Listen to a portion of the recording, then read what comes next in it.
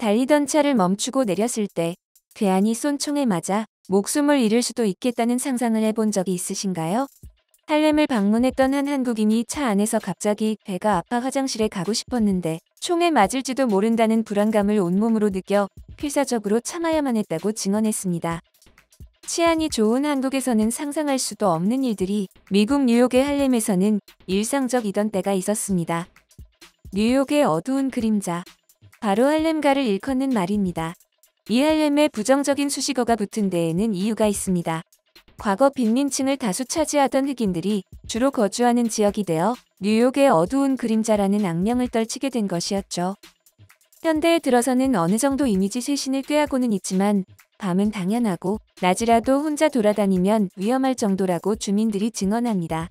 이러한 할렘에서 더 크게 문제가 되는 것은 자라나는 아이들이었습니다.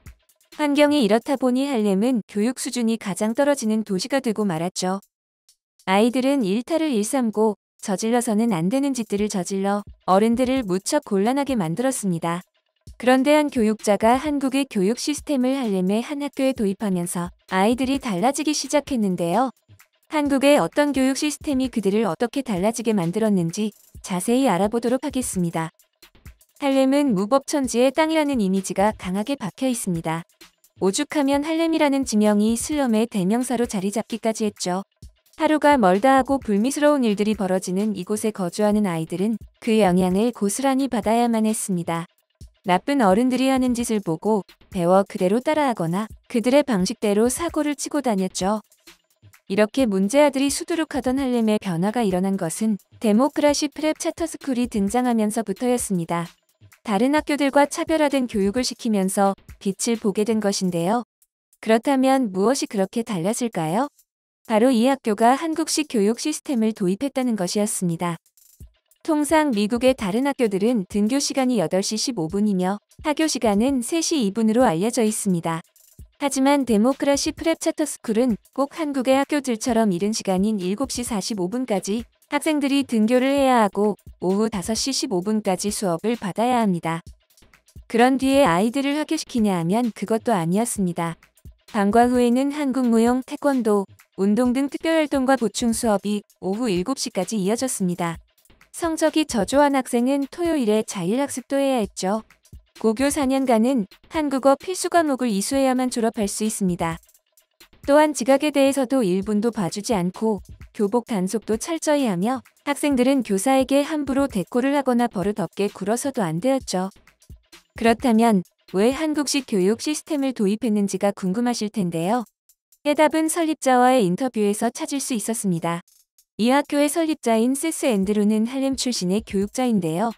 과거 한국에서 원어민 영어 강사 시절을 지낸 적이 있었습니다. 그가 천안의 동성중학교에 있을 때 집이 가난해도 자녀만큼은 꼭 대학에 보내려는 한국의 교육열에 감동했다고 합니다. 그의 고향인 할렘의 가정에는 대학에 가는 사람도 없고 갈 수 있다는 생각조차 하지 않기 때문에 깨달은 바가 많았던 것이죠. 한국에서는 열심히 하면 성공할 수 있다는 믿음이 강하다며 미국, 특히 할렘과 같은 곳에서는 이러한 믿음이 중요하다고 생각했다고 합니다. 그는 이어 선생님을 티처라고 하지 않고 선생님이라고 말하면서 교사를 선생님이라고 부르며 존경하는 분위기도 본받을 만했다며 이러한 존경심이 교사를 더 분발하게 만든다고 강조했죠. 미국에 돌아온 그는 먼저 데모크라시 프랩 차터스쿨을 설립하고 몇 년 후 데모크라시 프랩 차터 고등학교를 세워 이곳에 한국식 대천에서 용이 나는 교육을 시작하며 한국의 깍듯한 예의범절을 들여오는 데 모든 힘을 쏟았습니다. 이 학교에 가서 아이들을 마주치면 아이들은 두 손을 배에 올리고 안녕하세요라며 배꼽 인사를 한다고 합니다.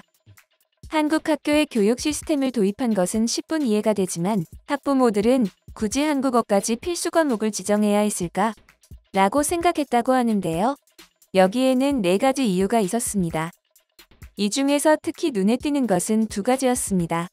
첫째, 상대적으로 외국인이 배우기 어려운 한국어를 배움으로써 내가 이걸 해냈다라는 성취감을 맛보게 하고 도전과 모험심을 자극한다는 것이었죠. 스스로 결심하고 노력하면 그 어떤 것이라도 성공할 수 있다는 자신감을 심어주기 위한 취지였습니다.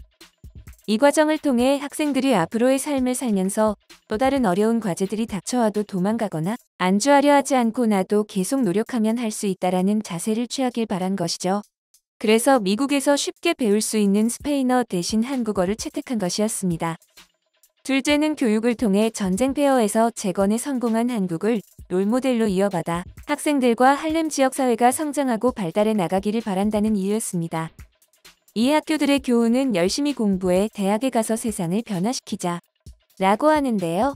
재학생의 85%가 저소득층 가정이며 75%가 편부모 가정 출신인 이 학교는 과연 어떻게 변했을까요? 그 결과는 학업 성취도에서 여실히 드러났습니다. 기하학 100%, 화학 90%, 역사 93%, 대수학 100%, 생물학 100%를 달성하여 할렘가는 물론 뉴욕 8학군으로 불리는 웨스트체스터 카운티보다 월등히 높은 수치를 기록했습니다. 그렇게 높은 수준을 유지하다 마침내 재학생을 하버드대에 합격시키는 등 적지 않은 명문 아이비리그대 진학률과 함께 학생들의 대부분을 대학에 보내는 기염을 토하기도 했습니다. 학생의 52%가 아이비리그 등 하이랭킹 대학에 진학했고 96%가 4년제 대학에 갔습니다. 이렇게 멋지고 성공적인 성과에 따라 이 학교의 경쟁률은 4대 1이 넘게 되었죠. 이 학교는 시교육국으로부터 최우수 학교로 선정되었던 적이 있습니다. 학교 진척도 평가에서도 1위에 오른 바 있죠.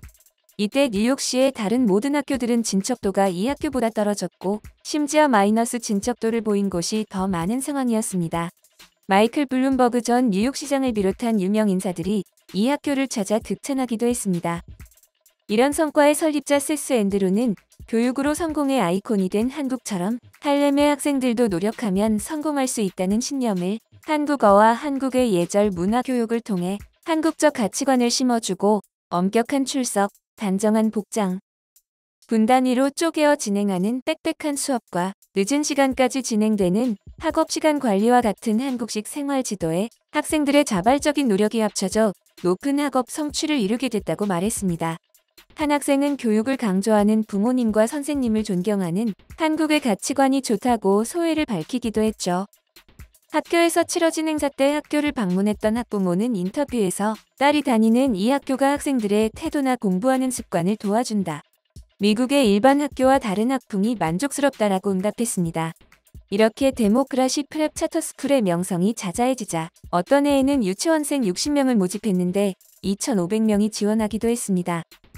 한국식 교육 시스템을 도입하고 한국어를 필수 과목으로 채택하면서 괄목할 만한 성과를 보여준 데모크라시 프랩 차터스쿨을 보고 미국의 많은 교육자들과 학부모들은 이를 전수해주기를 요청했습니다. 이에 세스 앤드루 교장은 뉴욕뿐만 아니라 뉴저지주, 워싱턴 DC 등의 학교에도 이 같은 교육과정에 학교를 세워 수많은 학생에게 한국어를 배우게 하고 있습니다. 뉴욕의 한국교육원도 이에 대해 지원을 아끼지 않으면서 한글학교 운영자들과 한국어 교육 교사들이 늘어났습니다. 그렇게 뉴욕 주변 지역은 한국어 교육이 활발한 곳으로 손꼽히게 되었죠. 뉴욕시 교육국에서 근무하는 최윤희 씨는 미국, 특히 뉴욕 지역의 한류 열풍이 커지면서 한국어에 대한 현지인들의 관심이 많다라며 미국 학생들이 한국어를 배우면서 한국 문화에 대한 관심도 커지고 이 학생들의 가족들도 한국어와 한국에 대한 인식을 바꾸는 등 민간 외교 분야에서 한글의 역할이 증대되고 있다고 강조했습니다. 워싱턴 DC 인근 버지니아주 페어팩스 카운티에 있는 콜린 파월 스쿨에서는 이미 이 학교에 전교생이 한국 문화를 배워서 한국어에 대한 부담감도 없고 수업도 잘 받고 있다고 하는데요. 페어팩스 카운티 교육청은 한국어 교육에 특히 관심이 많아서 콜린 파월 스쿨처럼 정규 과목으로 운영하는 학교도 많습니다. 그러다 마침내 워싱턴 한국교육원은 한국어 온라인 과정을 개발했습니다. 이에 따라 아닌 2세, 3세의 한국어 학습 기회가 증대되고 미국 학생들도 한국어를 더 많이 배우게 되었습니다. 워싱턴 DC 인근 지역인 버지니아주, 메릴랜드주 등에서도 한국어 교육이 활발하게 진행되었습니다.